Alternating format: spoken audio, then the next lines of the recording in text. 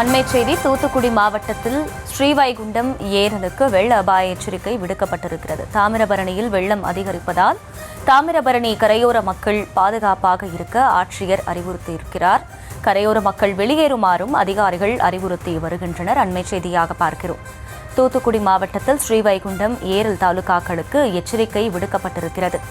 தாமிரபரணியில் வெள்ளம் அதிகரிப்பதால் வெள்ள அபாய எச்சரிக்கை விடுக்கப்பட்டிருக்கிறது. தாமிரபரணி கரையோர மக்கள் பாதுகாப்பாக இருக்க ஆட்சியர் அறிவுறுத்தியிருக்கிறார். மேலும் கரையோர மக்கள் வெளியேறுமாறு அதிகாரிகளும் அறிவுறுத்தி வருகின்றனர். இதுகுறித்த அண்மை செய்தியை பார்த்து வருகிறோம். தூத்துக்குடி மாவட்டத்தில் ஸ்ரீவைகுண்டம் ஏரல் தாலுகாக்களுக்கு வெள்ள அபாய எச்சரிக்கை விடுக்கப்பட்டிருக்கிறது.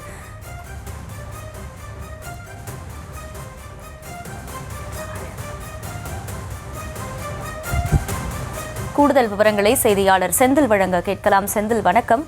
கரையோர மக்களுக்கு வெள்ள அபாய எச்சரிக்கை விடுக்கப்பட்டு பாதுகாப்பான இடங்களுக்கு செல்ல அறிவுறுத்தப்பட்டிருக்கு. மாவட்ட நிர்வாகம் சார்பில் அவர்களுக்கு என்னென்ன ஏற்பாடுகள் எல்லாம் செய்யப்பட்டிருக்கு? முழு விவரம் என்ன?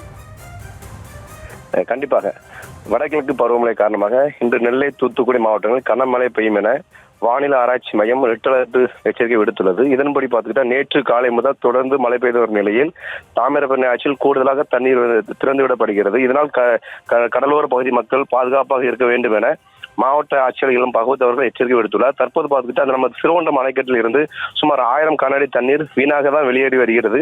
இந்த நிலையில் இன்று மதியம் சுமார் 60,000 கன அடி தண்ணீருக்கு மேல் மதியம் வரும் என எதிர்பார்க்கப்படுகிறது. இந்த நிலையில் வந்து சிறுவண்டம் தாசில்தார் ரத்ன சங்கர் தலைமையில் மற்றும் ஏரல் தாசில்தார் செல்வகுமார் தலைமையில் பல்வேறு பகுதியில் வருவாய்த்துறையினர் வந்து முன்னெச்சரிக்கை நடவடிக்கைகளை மேற்கொண்டு வருகிறார்கள். அதே போல குறிப்பாக கடலோர பகுதியில் வாழும் மக்கள் வந்து எச்சரிக்கையாக இருக்க வேண்டும் என அவர்களுக்கு முன் ஏற்பாடுகள் மற்றும் தங்க வைப்பதற்கான முகாம்கள் அனைவரும் ஏற்பாடு செய்யப்பட்டு உள்ளது. மேலும் பார்த்துக்கிட்டு அந்த மீட்பு நடவடிக்கைக்காக மணல் மூட்டைகள் மற்றும் படகுகள் தயார் நிலையில் தான் உள்ளது. வெள்ள அபாயில் உள்ள பகுதியில் அதாவது மீட்பு நடவடிக்கை மேற்கொள்வதற்காக தீயணைப்பு துறையினர் மேலும் அனைத்து அதிகாரிகளும் தயார் நிலையில் தான் உள்ளனர்.